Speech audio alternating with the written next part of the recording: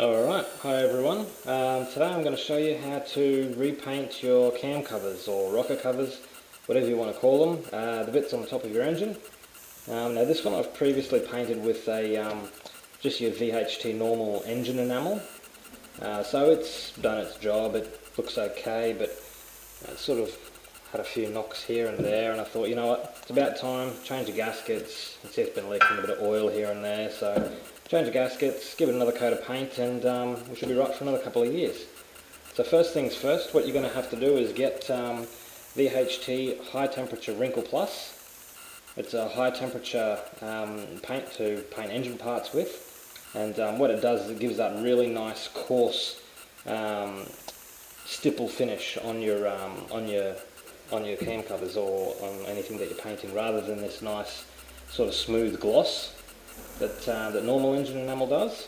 Okay, so you're going to need the Wrinkle Plus. You're going to need some wax and grease remover or anything white spirits, so some paint thinners or something like that, but wax and grease remover is probably the best thing for it. You're going to need a Scotch Brite Pad, alright, to give it a bit of a rough up, and a cloth, which, just give me 1 second, and a cloth. Alright, so that's just a clean rag. What we're going to do first up, we're going to give it a bit of a wax and grease remover to get all the oil and nasties off, because paint doesn't stick to oil very well. So don't be scared with this stuff, don't be shy to use too much of it. It doesn't hurt your hands or anything like that. So give it a good wipe. You can see all the grease and everything, coming off there pretty well straight away as soon as I start to grab it.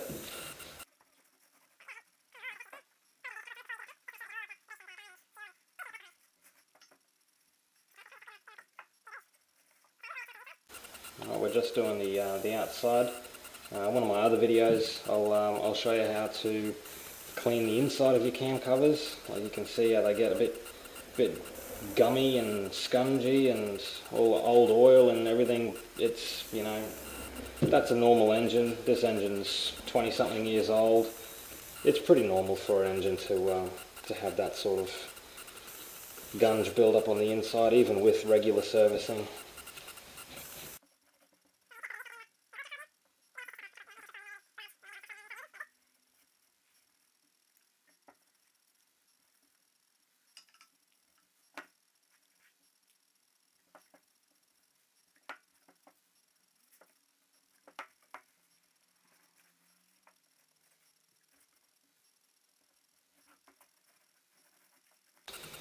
Alright, you want to make sure that, as I said, everything's very clean as you can. Get all the grease off, all the oil off, anything that might look like paint won't stick to it.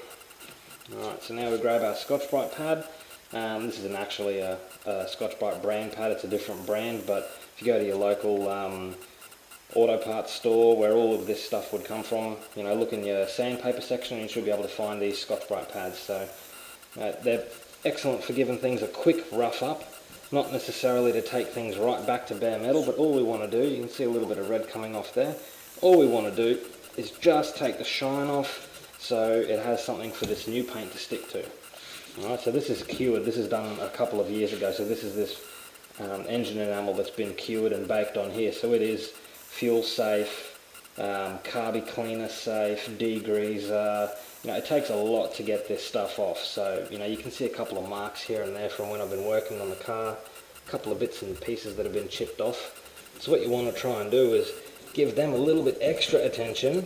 Just take off where you can sort of feel the sharp edge. Alright, you might need to get a bit of sandpaper. I've got a bit of sandpaper here. What you probably want is about a 600 or an 800 grit. So I've got a 800. Alright, worst case scenario, you can give that a good, there you go. So that's nice and smooth there. That's nice and smooth there. Doesn't really have to be that clean, guys, honestly. This is a wrinkle coating. It's textured, it's meant to be textured, so it hides a lot of these imperfections. Don't worry about any lettering or anything like that you might have. Nissan, Toyota, anything that you've got on there, that's fine. I'll show you how to get rid of that later. So what you want to do is just take off the real nasty stuff There's a bit of a nasty Barney there, right there. A little bit there. Okay. Right, we'll keep going with our Scotch Brite Pad.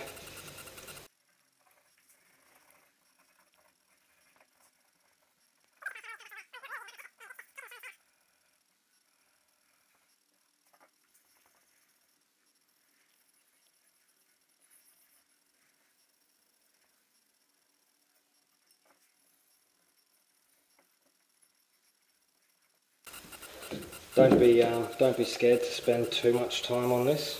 You'd rather it get right down and really rough in some areas, really take the shine off. You'd rather that than not sand it enough, because if you don't sand it enough, it's just not going to stick.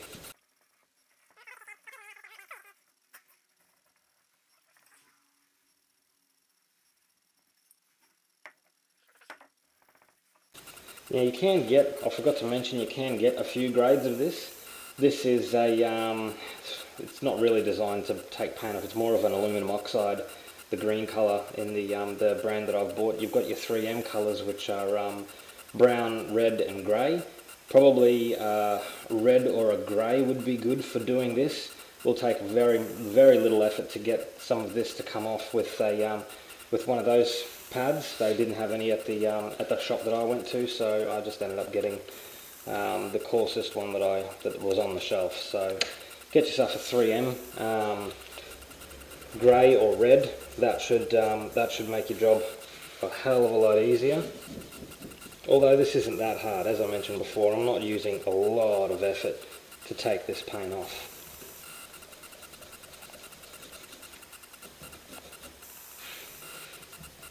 Now these are already painted rocker covers, cam covers. As I said, everyone calls them something different. OEM cam covers, silver, or they might not even be painted. They might just be raw aluminium, like a raw alloy look. All you would need to do, same thing. You want to give it a good clean with that. You want to give it a quick scuff up. Make sure that it's nice and fresh, that the metal's nice and keyed, so you can so the paint has something to stick with. This paint has very good etching properties. It'll stick to anything, so it doesn't matter if they've been painted before or if they're raw. It does not matter. It's exactly what the paint's made for, and it's very good at doing its job.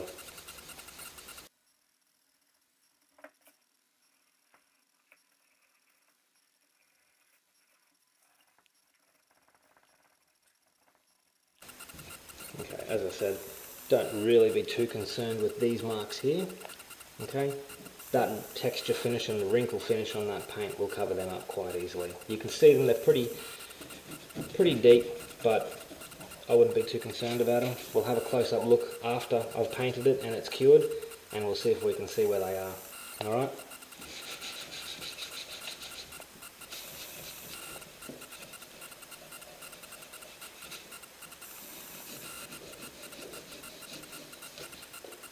Okay, so after your sanding, you want to give it another wax and grease remove. Alright. Get all the dust off. Don't be scared to use heaps of this stuff, guys. Can't stress it enough.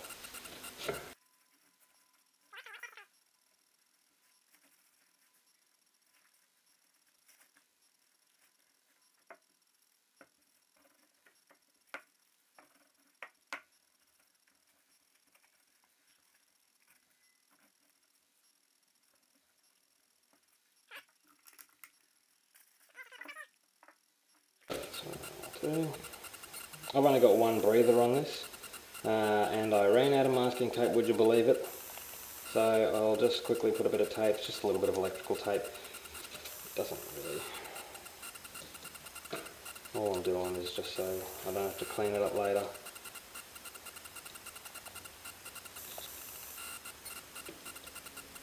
Alright, that's done. That's got that bit of the newspaper in there. I mean, you can mask it up as much as you want. You don't really have to. It'll be fine. It'll be fine. Alright, so you're going to want to shake this can up really well.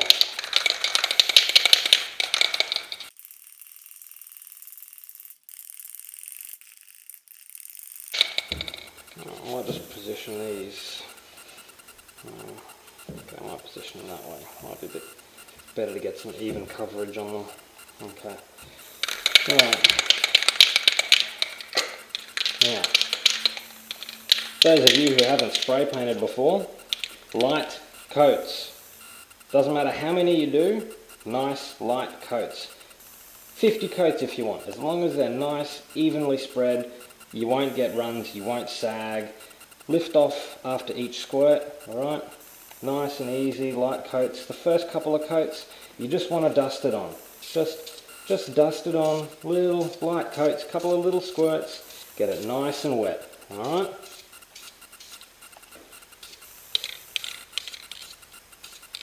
That's all you need to do. Leave that for a couple of minutes. Alright, that's it. Leave it for a minute or two.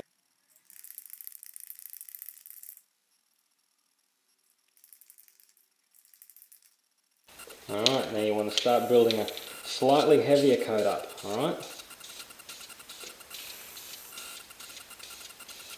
You see how I'm spraying? On, off, on, off.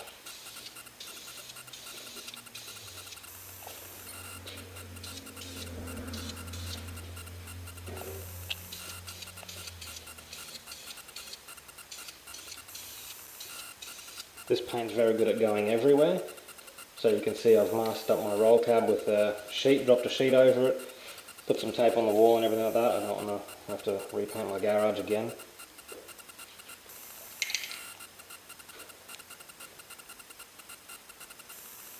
So as long as you're leaving it a couple of minutes between coats,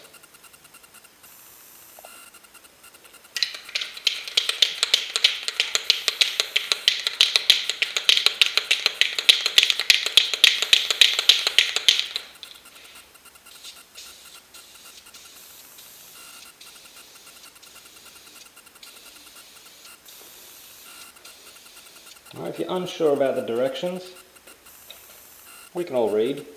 You got onto YouTube, didn't you? So 20 to 30 centimeters away from the job.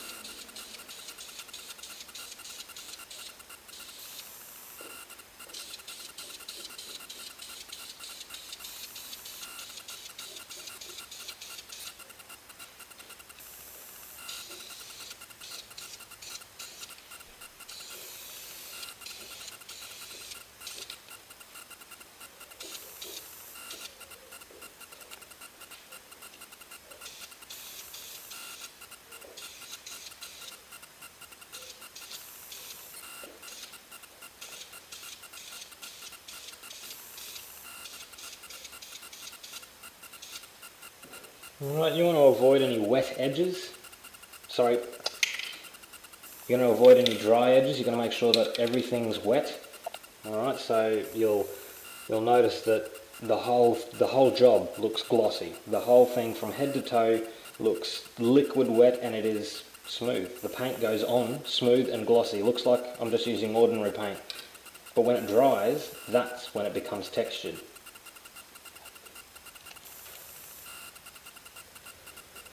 Alright, look, that's basically all you need. Barely even used any of the can, really. I mean, you could probably paint 2 or 3 pairs of rocker covers, maybe, you know, 3 or 4 single piece rocker covers. I don't know what you want to do after you finish using any spray can, really. I mean, these cans are about 20 bucks, 18, 19, $20, so you probably want to get a couple of them out of it, especially if you're, you know, if you're doing this. So just turn upside down, spray till it goes clear. That's it. Then you can store the can. Done. Now you want to leave that dry for at least half an hour before you bake it. And baking is the next process, so we'll come back in half an hour and I'll show you how to cure the paint. Okay, here we are. About half an hour, 45 minutes later, so you can see that it started to dry up and it started to get that texture look to it. Alright, so what we want to do now is basically barbecue it. If you don't have a barbecue, an oven, you can cure them on the engine, you know, let it run for a little bit, get up to temperature and bake it that way. I don't like to do that because I need to put all of these nuts and bolts and all that sort of thing. I need to put all of those on. I don't really want to do that while it's wet. So if you need to do it on the engine, I'd say leave it for a whole day. Alright, so then it'll dry a lot harder than what it is now. Right now it's dry, it's not going to come off on your fingers or anything like that, but it's still quite tacky. It needs that bake to really get it to cure and to go off. Alright, so I've got the barbecue preheating now. You want it about 100-120 degrees Celsius, and you want to bake it for about 20 minutes, half hour sort of thing. So just bear with me and we'll go over and have a look at the setup. Okay, you're going to have to excuse me, it's a little bit dark. So here we are. You can see I've just put a roof tile on there. It's a concrete roof tile.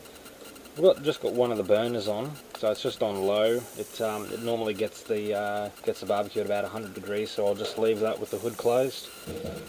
Alright, usually have your little heat indicator here, so you know, that'll heat up to about 100 degrees or so. I'll just leave that for about 20 minutes. Alright, we'll come back. Okay guys, so this is it out of the barbecue. So now it's baked for about 20-25 minutes at 100 degrees, and basically just lift the hood of the barbecue up, turn it off and let it cool down. So another maybe 10 or 15 minutes it'll cool down. So now it's warm, not hot, as you can see, nice and dry, nothing's coming off. So now the little trick to get all these raised letters off, nothing too complex. Ordinary file, doesn't have to be new or sharp for that matter. So what you want to do is just gently rub it across. Alright, you see how I'm doing that? Gently rub it across until you start to see the aluminium. Alright. This is a little bit of a time-consuming task, but as you'll see, it is definitely worth it.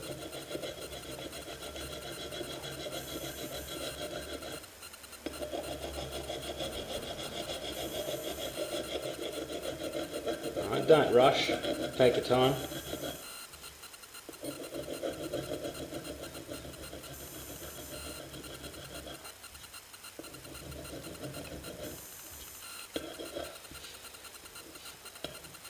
Alright, I'm not going to record this whole thing, but basically I'm going to be doing this, and once I get most of it off I might even follow up with a little bit of sandpaper, but I'll let you know how we go. I'll continue on with this and I'll show you the progress. Alright, we're almost done here. As I started out before, I was starting with just using the file. Once you get a bulk of it off, and as you can see they're looking pretty good now, I've just wrapped it with a little bit of very coarse sandpaper. So it's actually a aluminium oxide P80, so it's very coarse, and you just do the finishing touches. I recommend going one way, that way you can sort of see the fine scratches that you sort of leave behind. They all face one way. It looks a lot neater than having gone, you know, all over the place and everything. It just looks a bit neater.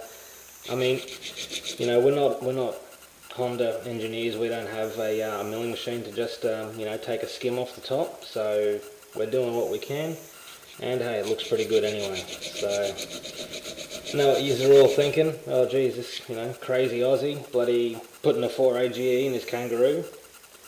No, we don't put them in our kangaroos here anyway. We put bigger things in them. So we'll just finish this one off. Comes off very easy, as you can see. It's a little bit of effort. I've only been going for about maybe 10 minutes or so, and we're basically all done. Alright.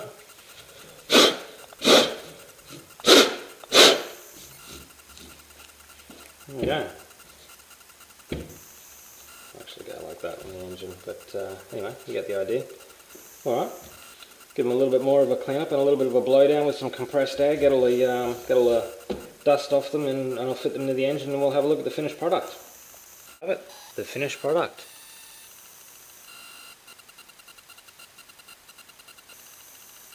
So now I'm not sure if you guys remember or not the little imperfections and the bits and pieces that we had there before. Can't really see them at all. It's all hidden by the texture. So now once that's cured, it's fuel safe, it's degreaser safe, it's oil safe, not a lot can touch it. So yeah, enjoy. Subscribe for more videos, and we'll see you soon.